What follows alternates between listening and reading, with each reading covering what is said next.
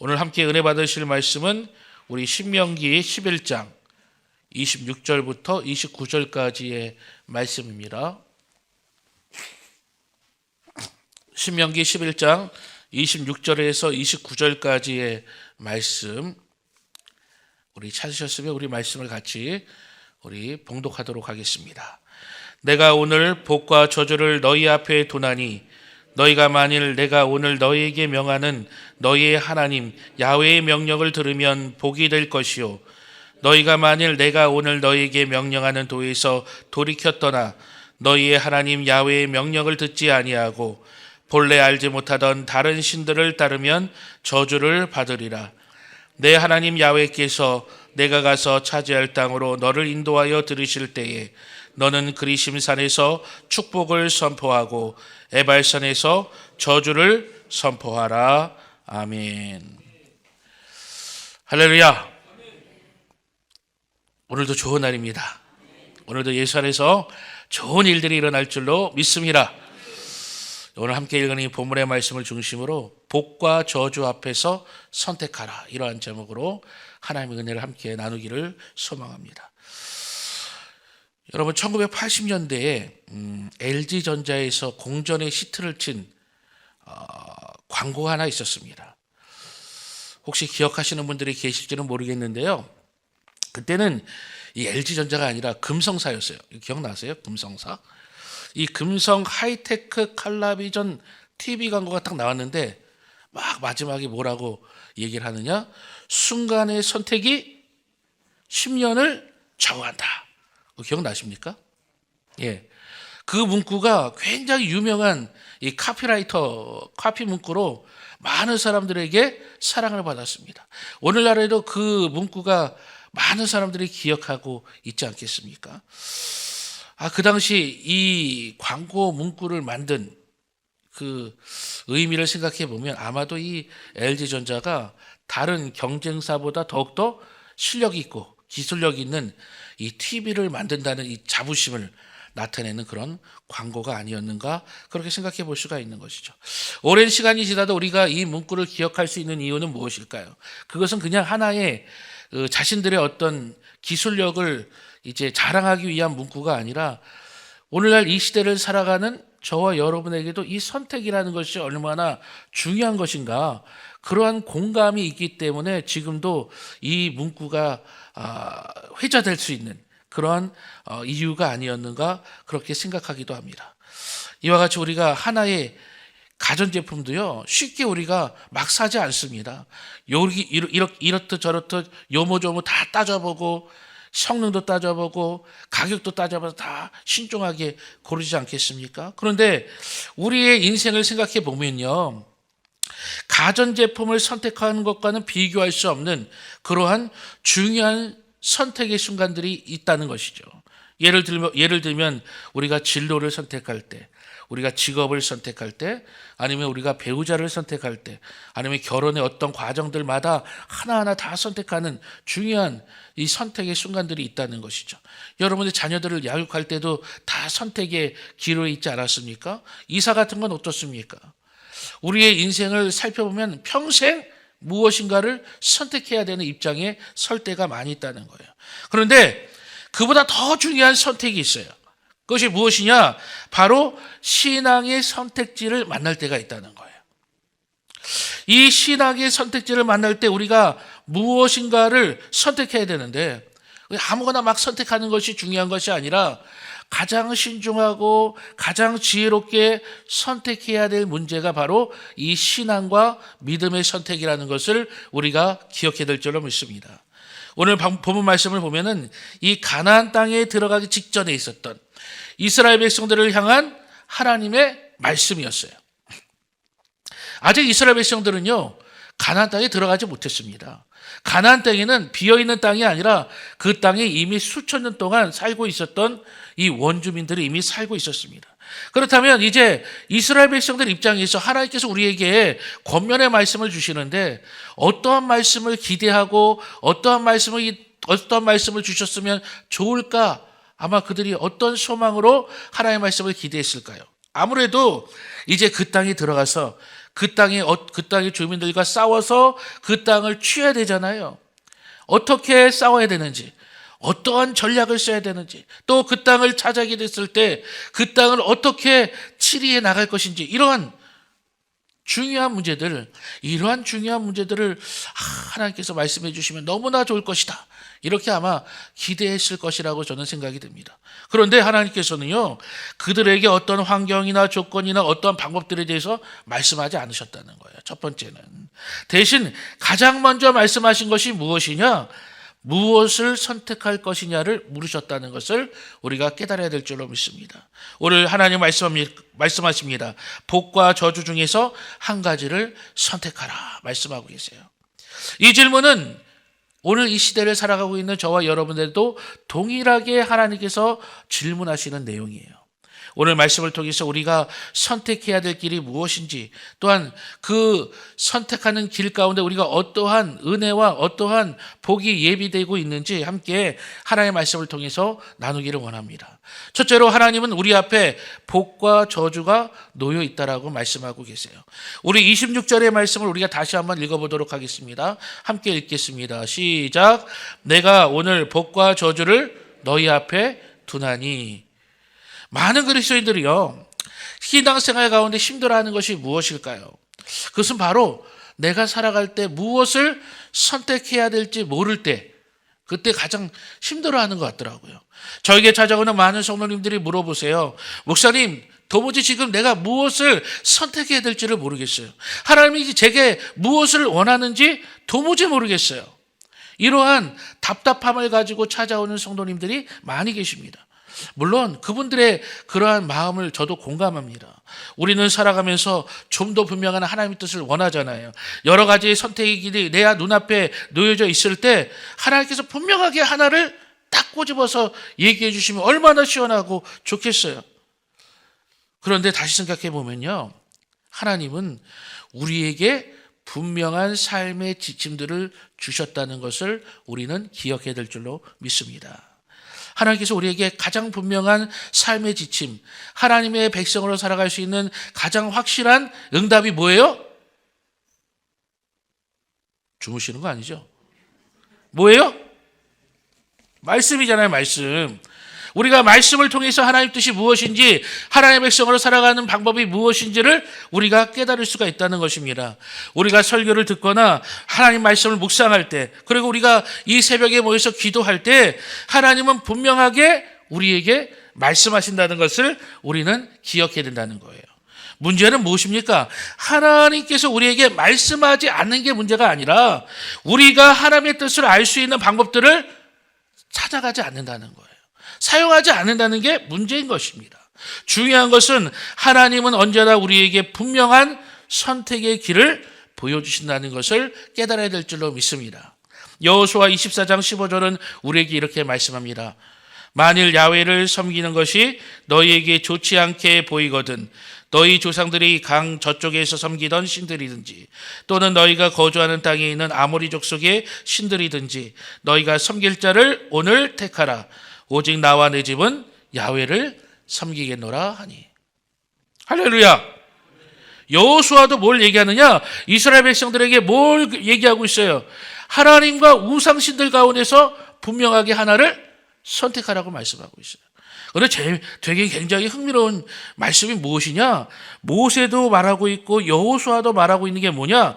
그 선택의 시간이 언제냐? 바로 오늘이라는 거예요. 오늘 선택하라는 거예요, 오늘. 즉, 뭘 말씀하고 있습니까? 선택이라는 것은요, 미래로 미룰 수 있는 문제가 아니라는 거예요. 지금 오늘 내 삶의 현실의 문제라는 것을 우리가 깨달아야 될 줄로 믿습니다. 하나님은 우리에게 복과 저주의 길을 보여주십니다. 그리고 오늘 그 중에 한 가지를 선택하라고 말씀하고 계세요. 그렇지만 우리의 연약함은 무엇입니까? 저와 여러분의 연약함은 뭐예요? 좀 더 그 선택을 뭐하고 싶어요? 미루고 싶어 한다는 거예요. 저도 그래요. 저도 좀 더 따져보고 싶어요. 뭐가 나한테 더 유익한지 좀 더 밀어보고 싶어요. 그렇기 때문에 사단도 우리에게 끊임없이 얘기하는 거예요. 좀 더 밀어라. 좀 더 밀어라. 지금 선택하지 말라라고 우리를 유혹하고 우리를 잘못된 길로 이끈다는 것을 깨달아야 될 줄로 믿습니다. 건강한 신앙은 무엇입니까? 하나님께서 기뻐하시는 신앙은 뭐예요? 신앙의 회색 시대에 살지 않는 거예요. 어중간하게 신앙생활하고 어중간하게 선택을 미루는 신앙은요, 건강한 신앙이 아니라고 말씀드릴 수가 있습니다. 하나님께서 기뻐하시는 사람은 어떤 사람입니까? 믿음의 선택의 길에서 분명하게 선택할 줄 아는 사람이 하나님께서 기뻐하시는 사람임을 믿으시기를 바랍니다. 사랑하는 성도 여러분, 신앙의 중요한 선택 앞에서 여러분 주저하지 마세요.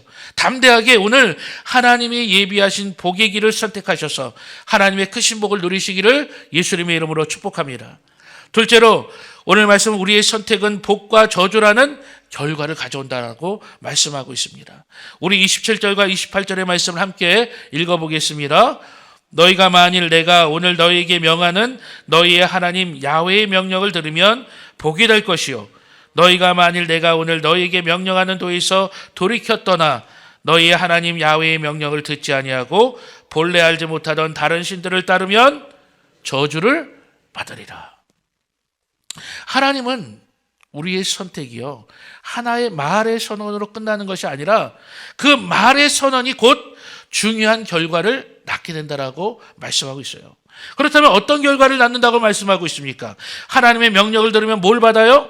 복을 받습니다. 하나님의 명령을 듣지 않으면 뭘 받아요? 저주를 받는다는 거예요. 다시 말하자면 하나님의 말씀에 순종하는 사람은 복을 받고요, 하나님의 말씀에 불순종하는 사람은 저주를 받는다라고 하나님은 우리들에게 말씀하고 있다는 거예요. 그런데 우리가 이 말씀을 흔히 어떻게 이해합니까? 단순히 우리가 뭘 하면 그에 대한 보상으로 하나님께서 주시는 것으로 이해할 때가 많아요. 또 뭐라고 생각합니까? 또 단순히 하나님의 말씀에 내가 순종하기만 하면 내 삶에서 물질이 풍요롭거나 내 삶이 잘 되거나 형통하게 되는 그런 간단한 문제로 생각할 때도 많이 있습니다. 물론 하나님은요, 순종하는 모든 사람들에게 물질의 복을 주십니다. 할렐루야. 믿으십니까? 하나님은 하나님의 말씀에 순종한 자에게 물질의 복을 주십니다. 건강의 복을 주세요. 자녀들이 잘 되게 하십니다. 우리의 생활이 넘치도록 주님께서 축복해 주세요. 하지만 하나님이 주시는 복이라는 것은요, 이렇게 우리 보기에 좋아 보이는 것으로 한정 지을 수 없다는 거예요.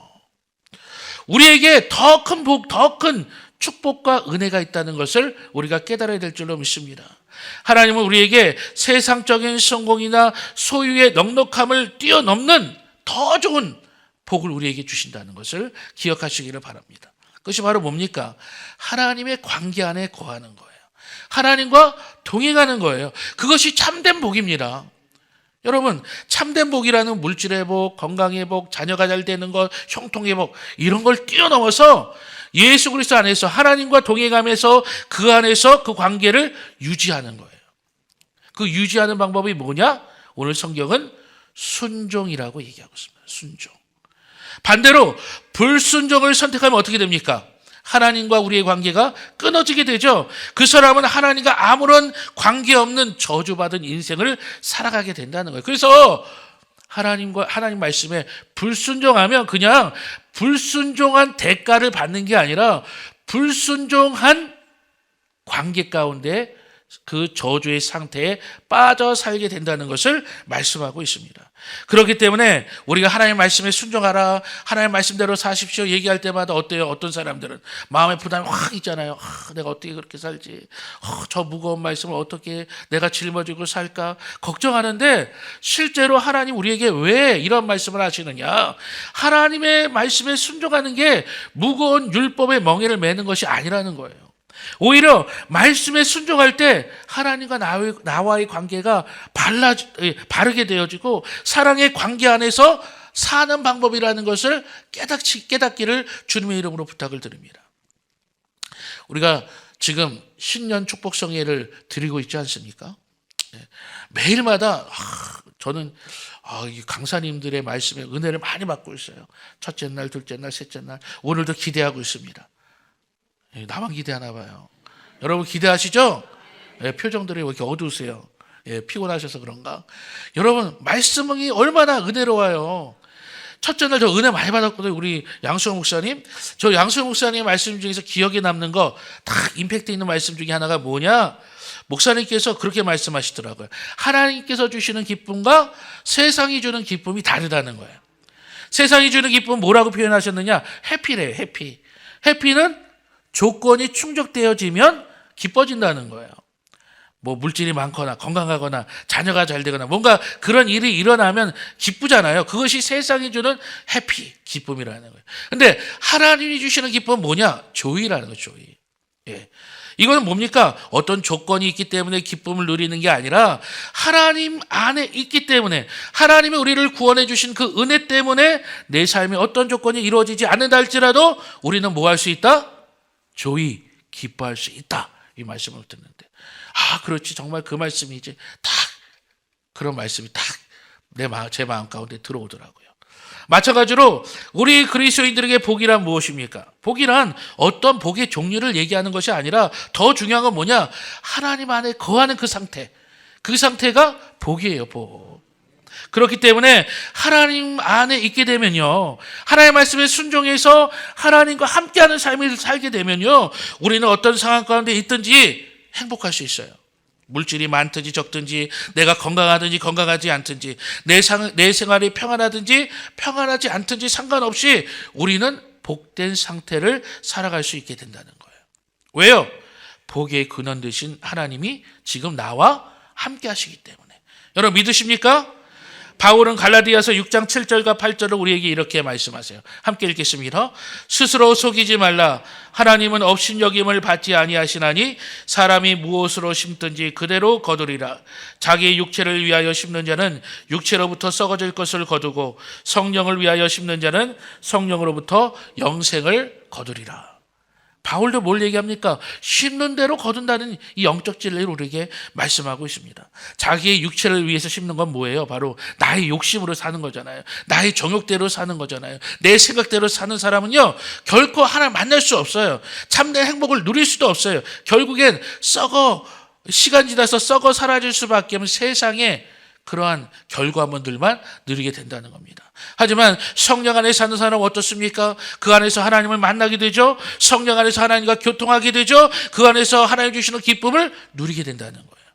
영원한 천국, 그리고 영원한 영생의 은혜가 날마다 내 안에 있기 때문에 우리는 기뻐하며 감사하며 살아갈 수 있다는 것을 믿으시기를 바랍니다. 그렇기 때문에 우리는 뭘 선택해야 됩니까? 복을 선택해야 돼요. 그리고 또 이 복을 유지하기 위해서 뭘 선택해야 돼요? 하나님의 말씀에 순종하는 자가 되시기를 예수님의 이름으로 축복합니다. 마지막으로, 그렇기 때문에 저와 여러분은 오늘 이 순간 무엇을 선택합니까? 복을 선택해야 될 줄로 믿습니다.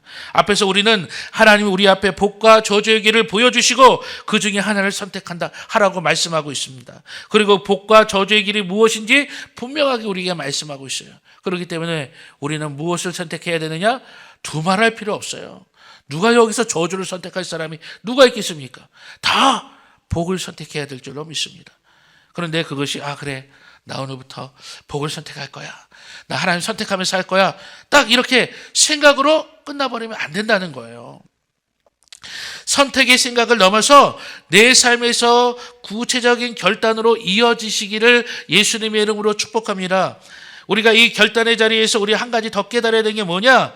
아무리 결단한다 할지라도 내 의지만으로는 부족하다는 거예요. 그래서 어떻게 해야 돼요? 우리는 날마다 누구를 붙잡으셔야 돼? 성령님을 붙잡아야 돼요. 성령님을. 그렇다면 우리는 어떻게 올 한 해 성령님을 붙잡고 이 복된 길을 걸어갈 수 있을까요? 오늘 저는 3가지를 여러분에게 권면드리고 싶어요. 첫째는 성령님의 음성에 민감하게 들으시기를 주님의 이름으로 축복합니다. 성령님은 저와 여러분의 보혜사가 되세요. 보혜사. 성령이 우리의 심령 안에서 날마다 세밀한 음성으로 말씀하고 계신다는 거예요. 그렇기 때문에 우리는 선택의 순간마다, 갈등의 순간마다 뭐 해야 되느냐? 성령께 그 문제를 맡겨드려야 돼요. 그리고 기도해야 돼요. 뭘 위해서 기도해야 됩니까? 하나님 이렇게 해주세요, 저렇게 해주세요. 이거보다 먼저 성령님 무엇을 원하시는지 말씀해달라고 기도하시기 바랍니다. 그러면 성령님께서 여러 마음에 뭘 주시느냐? 확신을 주세요. 평안을 주세요. 그것을 통해서 날마다 하나님 성령님의 그 뜻을 깨닫는 저와 여러분들이 되시기를 예수님의 이름으로 부탁드립니다. 두 번째로, 우리는 작은 일에 순종하는 것으로부터 시작돼야 될 줄로 믿습니다. 여러분 갑자기 거창한 것들 순종하는 거는요 어려워요. 지금 당장 주일 예배만 드리는 성도가 그래 내가 올해에는 모든 예배를 빠지 않고 다 나올 거야. 내가 새벽도 나오고 수요도 나오고 금요일도 나오고 주일 예배도 드리고 지역 예배도 가고. 여러분 될까요? 안 돼요?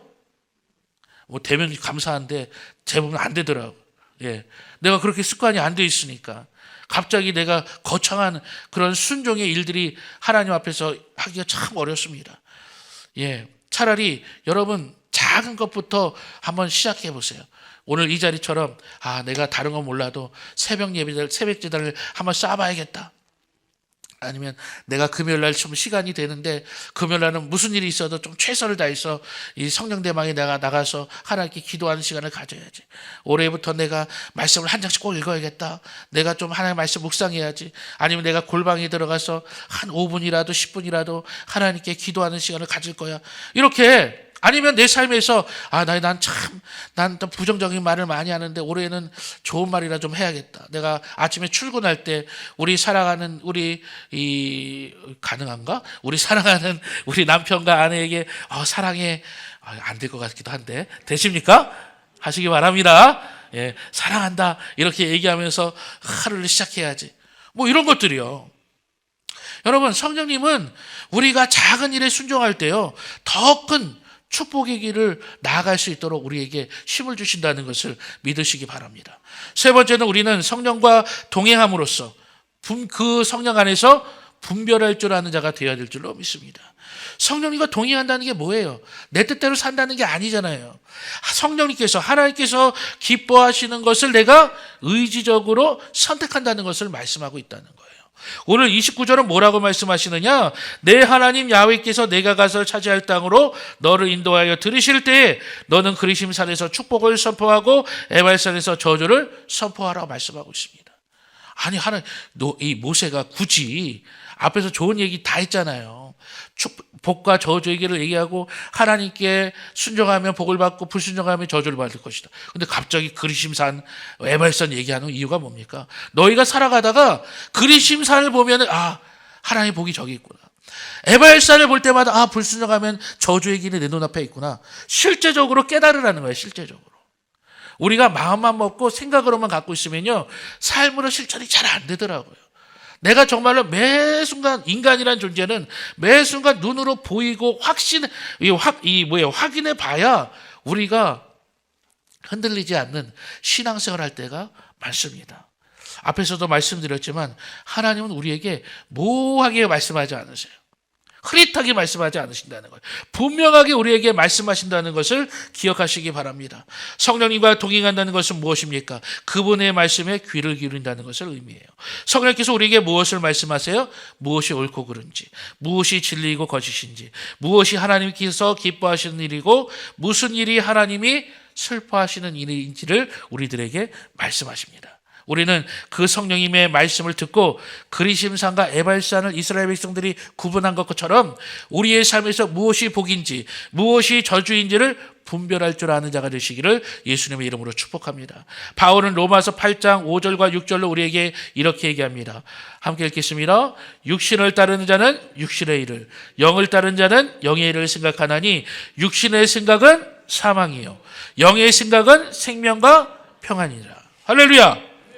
세상 따라가는 사람은요 세상의 헛된 것들을 선택하고 살아가다가 결국 사망에 이르게 된다는 거예요. 하지만 성령님과 동행하는 사람은요 성령의 말씀에 순종하고 살아가기 때문에 생명과 평안을 선택하고 누리게 된다는 것을 바울도 얘기하고 있잖아요. 여러분 그렇기 때문에 여러분의 삶에서 선택으로 끝나는 것이 아니라 그 선택을 여러분의 삶에 적용하는 자가 되시기를 예수님의 이름으로 축복합니다. 말씀을 정리합니다. 여러분 새해가 되면 누구나 다 뭐 하느냐? 새해 목표를 세워요. 우리 교회도 새해가 되면 목표를 세우잖아요. 우리 개인적으로도요. 새해가 되면 다 새해 목표가 있습니다. 어떤 사람은요. 운동하기로 딱 결심합니다. 저도 결심을 했어요. 다 운동하기로. 그런데 어떤 사람은 뭐 그래요? 난 올해는 금연해야지. 오늘은 이제 금연해야겠다. 이제 술 담배를 끊어야겠다. 이게 다짐하는 사람이 있습니다. 어떤 사람은 새로운 일을 시작하기로 해요. 공부를 시작하는 사람들이 있고요. 뭔가 새로운 취미를 시작하는 사람들이 있습니다. 또 어떤 사람은 자신의 단점을 돌아보고 나 이제 화를 내지 말아야겠다. 내가 다른 사람들에게 뭐 이렇게 하지 말아야겠다. 이런 것을 결심하는 일들도 보게 됩니다. 제가 새해 목표들을 이렇게 좀 곰곰이 생각해 보니까요.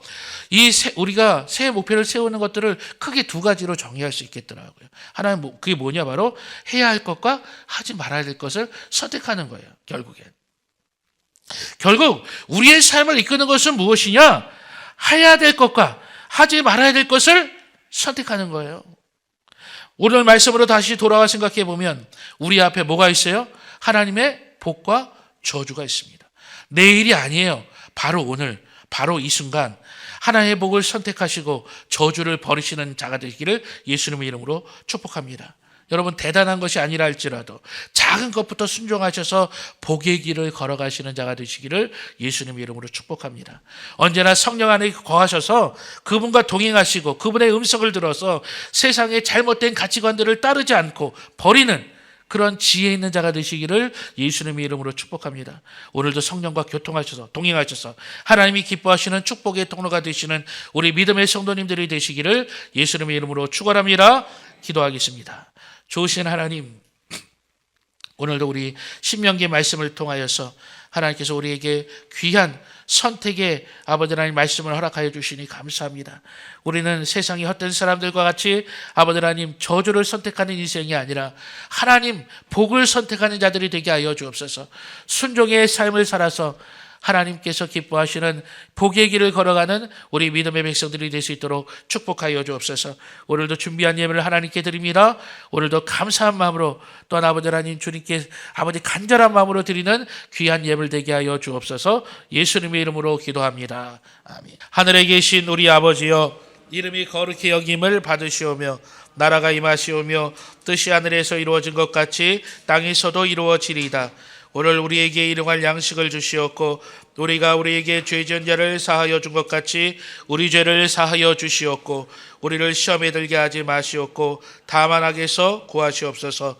나라와 권세와 영광이 아버지께 영원히 쌓옵나이다. 아멘.